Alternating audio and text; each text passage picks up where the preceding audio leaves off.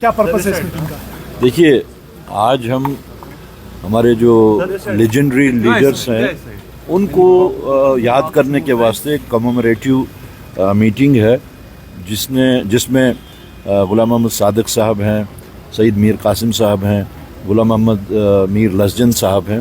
तो आज उन तीनों अजीम शख्सियतों का कांग्रेस से जो ताल्लुक़ रखते हैं उनका आज डेथ एनिवर्सरी है, तो उसी सिलसिले में आज हम यहाँ जमा हो रहे हैं। सर, कैसे इस स्टेटमेंट को देखते हैं, क्योंकि राहुल गांधी को बताया गया कि वो देशद्रोही है बीजेपी की तरफ से, उस पर क्या बताएंगे आप?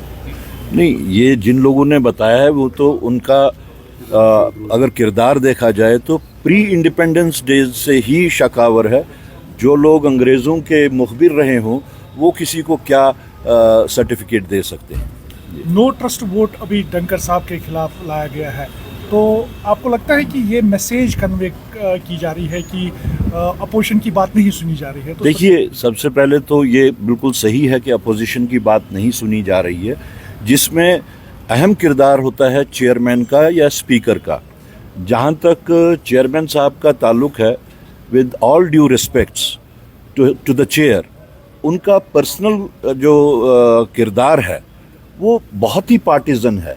वो तो कुर्सी पे बैठ के जैसे बीजेपी के या आरएसएस के संचालक की तरह काम कर रहे हैं वहाँ पे। तो उस हिसाब से मेरे ख्याल में ये एक सही मैसेज है कि यहाँ पे अभी मज़ीद जो आरएसएस और बीजेपी का एजेंडा चलाने की सरकारी तौर या आईनी तौर जो कोशिश की जा रही है उसको अब इजाज़त नहीं दी जाएगी। इंडिया ब्लॉक पर कहीं ना कहीं दरारें पड़ती हुई नजर आ रही है। उसमें ममता बनर्जी ने पहले ही एक स्टेटमेंट दिया, उसमें अब दिल्ली सरकार जो है अरविंद केजरीवाल की तरफ से भी ये बताया गया है कि हम पार्ट एंड पार्सल नहीं है इंडिया ब्लॉक के। उसको कैसे देखते हैं? देखिए, ये चीज़ें डेमोक्रेटिक सेटअप में एग्रीमेंट्स और डिसएग्रीमेंट्स होते रहते हैं, इसको उतना अहमियत नहीं दी जानी चाहिए। जहाँ पे डिसएग्रीमेंट्स हैं वहाँ पे एग्रीमेंट्स भी क्रिएट किए जा सकते हैं, तो ये कोई बड़ी बात नहीं इस वक्त हमारे सामने। कांग्रेस के मजबूत 90 एमपी है इस वक्त असेंबली में, क्यों नहीं लीडर ऑफ अपोजिशन स्टेटहुड के लिए बीजेपी को घेरते हैं?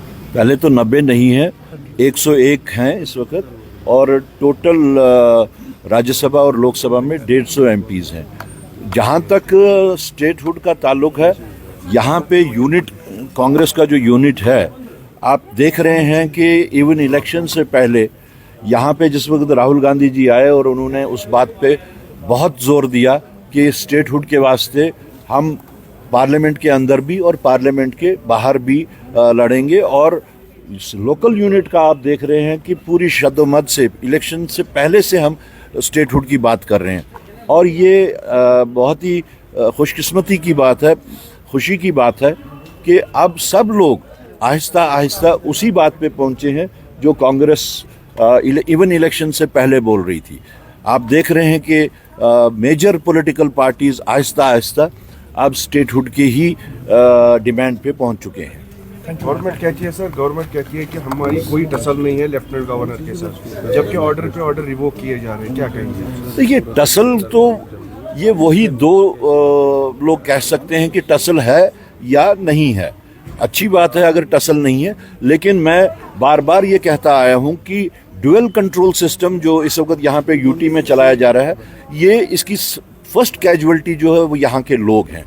और उसके बाद में साथ साथ it is not good for the democratic system. एक गलत प्रेसिडेंस बनाई जा रही है जहाँ पे इख्तियारात का अभी तक सरकार को बने हुए भी इतना टाइम हो गया, लेकिन अभी तक सर ये जो इख्तियारात के जो आपस में किसको क्या इख्तियारात हैं वो अभी तक तय नहीं हो रहा है। That is not a good trend.